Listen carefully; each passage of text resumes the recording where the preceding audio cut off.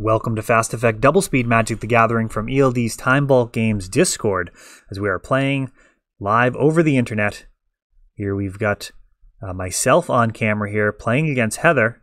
We'll be on a Phoenix deck, a also pretty janky combo. So Belcher, for those unfamiliar, is often described as a glass cannon, something that is extremely powerful, but has some glaring weaknesses that can really be a problem. And for Belcher, probably the biggest problem is counter spells. It is a turn one deck more often than not, and a Force of Will can be absolutely devastating. And when, like, I don't know, maybe half the field plays Force of Will, it is a dangerous deck to sleeve up. It can do very well versus the decks that are not capable of stopping it. We've got a turn one land grant.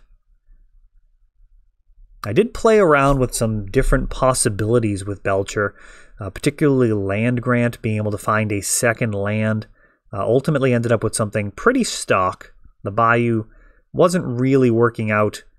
Actually, I guess the Bayou wasn't so much a problem, but the support cards that were going along with it didn't end up being quite as impactful as I wanted. Dark Ritual was one of the cards that I tried to shoehorn in there, and probably could have got Cabal Ritual in there as well, now that I'm thinking about it. My thought process for not playing Cabal Ritual was literally that the threshold wouldn't be that common, but I mean, you're already playing a bunch of rituals that only add one extra mana. Gamble is not finding anything worth talking about. This is going to be a Lion's Eye Diamond into Echo of Aeons. And here we go. Echo set aside from the flashback. Gamble is really, really strong in these lists, as you're able to find Echo essentially as an entomb, but there are some times where you've already got it, and you can potentially just throw a gamble out there to generate some extra mana. If you happen to hit the Echo, great. If not, it's really not the end of the world. And it generates some storm. So gamble, very much a 4 of in the deck. You actually play 3 in the main and 1 in the sideboard, as sometimes you'll actually Burning Wish for it. And building up a bunch of mana here. Rite of Flame. Card that I'm just not actually a fan of. But it is kind of probably a necessary evil for this deck. Chrome Mox. And here's a Belcher. And that is going to do it with the Taiga already out of the deck thanks to the land grant. There are no other lands in the deck. So this is one of the primary paths to victory for the deck. You've got a Goblin Char Belcher. So that costs 4 mana. You can pay 3, tap it, and more often than not, you're going face with that card, as you're going to flip cards off the top of your library until you reveal a land card. Your opponent takes that much damage, or twice that much damage, if it is a mountain. So if you have the Taiga in the deck and it is not in the top 10, they are dead in most games. And of course, if there's none, then they're just taking damage. No lands, they're taking damage equal to the total amount of cards in your library, which again, usually gonna be lethal, especially given that it's happening on the first turn so often. The other path to victory that's most commonly seen out of this deck is Empty the Warrens, where you play just a ton of spells and end up casting and Empty the Warrens for a huge amount of goblins. Occasionally, you can actually cast Empty the Warrens twice in the same turn. Though Empty does not play as well with the Spirit Guide, so Simian Spirit Guide and Elvish Spirit Guide are one of the manas necessary for Goblin Char Belcher. But it doesn't do a whole lot for Empty the Warrens, aside from letting you cast it. But if you've got a bunch of other mana accelerants, you probably don't actually need the help. If you're just playing a bunch of Rite of Flames and Seething Songs, Desperate Ritual,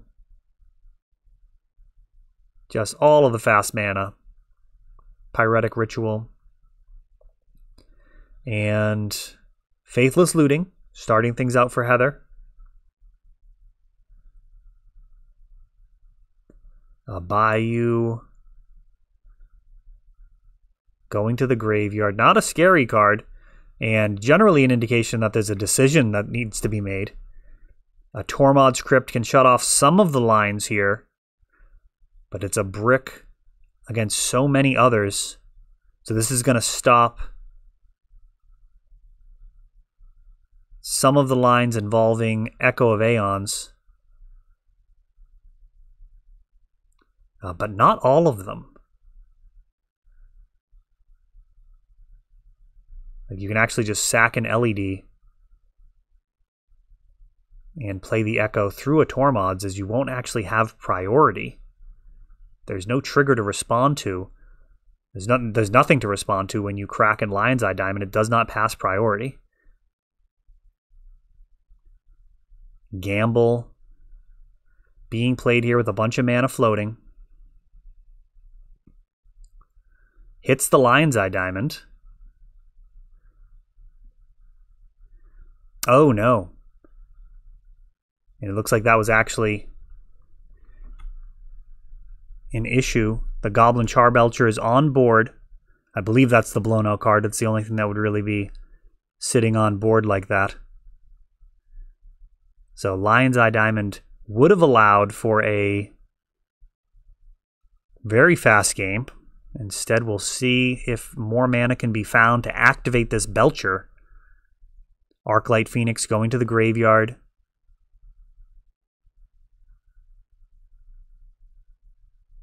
Had a great game with Heather off camera tonight. Actually, should have recorded those games. That was an error. No sense in wasting good footage. I'll have to be mindful of that if we play any games after an event. Make sure to get you guys as much content as possible. There's not a lot of paper magic going on, but we are happy to be bringing it to you here. And now a Tinderwall. Looks like Belcher will be able to activate next turn if this Tinderwall doesn't get KO'd. Oh no, and actually there's a Spirit Guide here, so able to go for it right now. Kind of opened things up. Actually, no, I guess that doesn't make a difference. If she has the Artifact Destruction, it's over either way. I mean, Belcher's not a deck that you want to overthink. You pretty much just need to be going for the throat like it did there. In 2 quick games, Belcher proving to be a bit faster than Phoenix.